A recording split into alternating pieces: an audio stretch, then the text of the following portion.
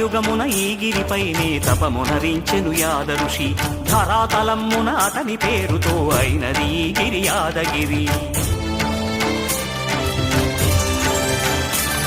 ఈ గుహలో వెలసెను ప్రళయ మహోజ్వల జ్వాలా నరసింహుడు.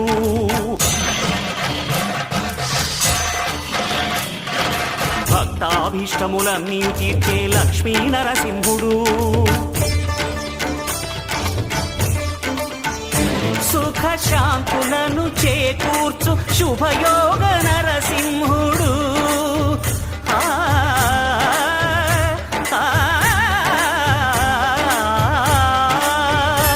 సుఖ శాంతులను చేకూర్చు శుభయోగ నరసింహుడు.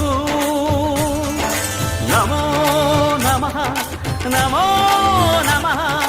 నమస్కరించెను నాలుగు దిక్కులు నఖముల